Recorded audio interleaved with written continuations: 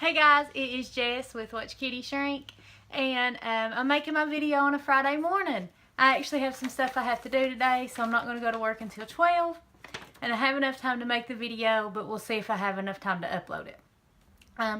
This is my week. That's why I'm in just a tank top. I haven't decided what I'm going to wear yet. I think this is week 46, but whatever the title says, post-op VSG update. Let's just jump right into stats. I am 30 years old. I am 5 foot tall. On August 23rd, 2016, I had vertical sleeve gastrectomy, which is a weight loss surgery procedure at Pikeville Medical Center with Dr. Amy Johnson in Pikeville, Kentucky.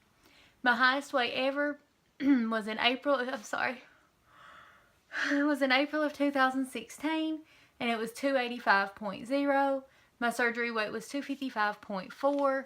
Last week I was 148.4, and this week I am 147.8. That's a weekly loss of 0.6, a since surgery loss of 107.6, and an overall loss of 137.2. I know that weekly loss is really small, but I'm actually tickled to death with it because last week was such a huge loss. It was almost 4 pounds. I expected a little bit of a gain this week, so the fact that it's still a loss, I'm tickled to death with it. Plus, if you follow me on Instagram, you'll know some of the fitness things I've been doing. I'm going to talk about it here, but I'm probably building some kind of muscle too, so I was afraid there'd be a gain, so I'm just really tickled that there wasn't. I made some notes. They're really long. So that's what I was talking about. I decided to start toning up because I did hit my first goal. 135 is still my overall goal, so I am doing cardio too.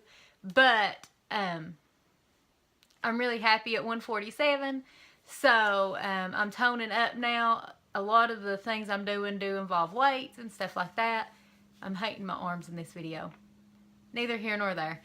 And so my ultimate body goal always was just skinny before.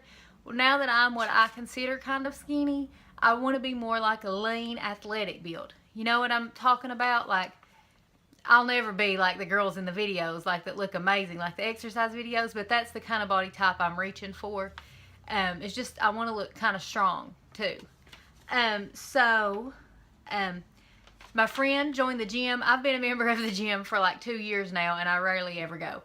She joined the gym, and we're going to do at least 4 days a week, some days 5 days a week.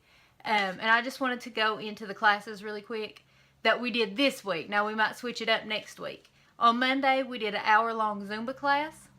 On Tuesday, we did 45 minutes of step cardio, and then 15 minutes of weights and abs.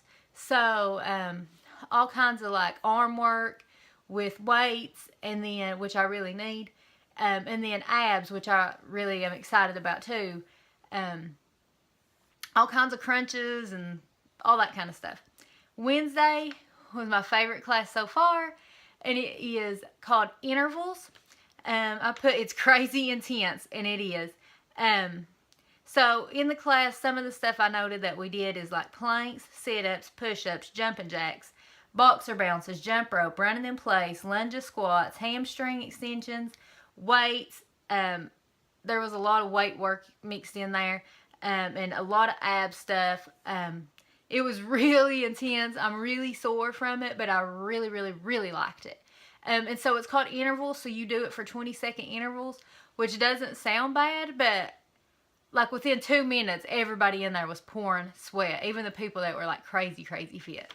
It is really intense. And then on Thursdays, it was a little different. Normally that'll be the 45 minutes of step and 15 minutes of abs and weights again. But the normal teacher was out, and it was the intervals teacher who did it. So we did 20 minutes of step cardio and 40 minutes of intervals, including the abs and weights. So I'm really excited. I'm really sore this morning. But I'm loving doing all of this, keeping me active. I'm really enjoying it. I feel strong because I'm not perfect at any of it by any means. But 137 7.2 pounds ago, I definitely would not have been able to do the intervals class. I did do Zumba sometimes. I probably could have slowly done step cardio, but there's no way I could have done intervals. I mean, I literally would have passed out. And that's not to say that somebody at my highest weight can't do intervals. I'm just saying I couldn't. I was very, very out of shape. And so the fact that I didn't die in any of these classes is a huge NSV for me. Just showing how much more my body is capable of after losing massive amounts of weight. And also, even going to these classes by themselves, that is a huge non-scale victory for me. If you watch some of my older videos, I mentioned that I never wanted to leave the house. A lot of that is my social anxiety, and is because I was uncomfortable with how I looked. And so now the fact that I want to get out and not only go amongst people, but want to dance around and do jumping jacks and bounce and hop and all that, just shows how much better I'm feeling about myself in general. Sometimes on Fridays, I'll do intervals. The lady does teach them on Mondays, Wednesdays, and Fridays. I think next week we're not going to do Zumba. We're going to do intervals instead. I can't always do Fridays. I usually have like family stuff going on. So just every now and again I'll do Fridays. But I still think 4 days a week is pretty daggone good. And the days that I don't do that, I'm still going to be walking. Let's see. Oh, we are going to add a yoga class. Me and my friend Jeannie, both of our balance is not very good. And they say that that helps. The girl who does yoga, she was out this week. She was actually getting her official certification in yoga. So we're going to do that next week, and I'll let you know how that goes. I did want to talk really quick about my diet now that I am exercising so much. Please keep in mind when I talk about this, I can only talk about for my body. Other people do other things, and that's fine for them. You have to listen to what your body wants to do, okay? So a lot of people, when they start going to the gym intensely, they'll start adding some carbs in, like good carbs. And that's totally fine for them. I'm not dissing anyone's journey. I have to say that because everybody gets so upset like you're saying somebody's doing it wrong. They are not. If they want to do that, if that's what their body needs, they've got to do it. For me personally, I've used this whole, almost year now, journey to decide on a diet that I think I can stick with for the rest of my life to help me maintain weight. So I had my surgery in August. From August till the end of December, I did just low carb, under 40 calories. And then in January of this year, I started officially keto, and I've done that for 7 months now. And I have every intention of sticking with keto. I know how to do it well. It makes me feel good. I'm never hungry. I don't crave anything. I'm really just a big fan of keto. I know how to do it. And so now that I'm going to the gym, I do want to try to start adding some more calories. I tried really hard this week, and I still cannot get over 800 calories. This is a double-edged sword for me.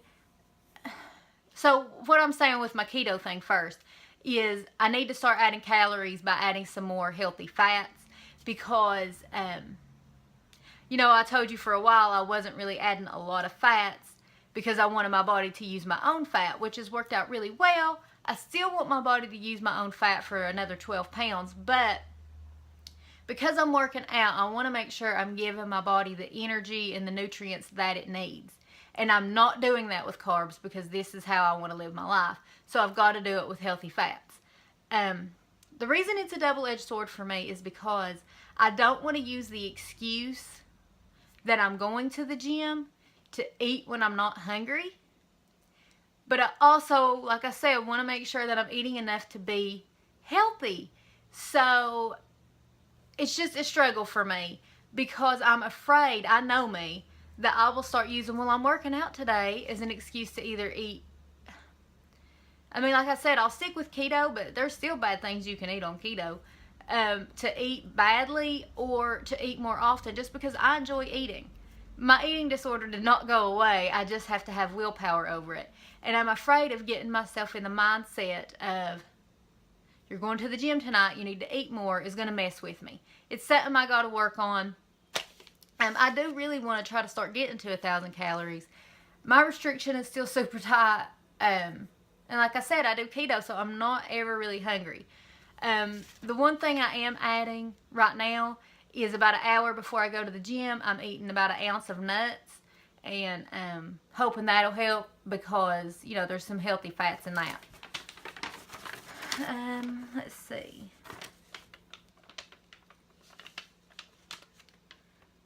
Yeah, so I was just mentioning that because it is, you know, that's a trigger for me, being able to eat more often. So I've got to control it. I've been getting a lot of Instagram messages about intermittent fasting. Keep sending them. I don't care a bit to help you. Right now, I only do the 12-hour. I do it from 8 p.m. to 8 a.m.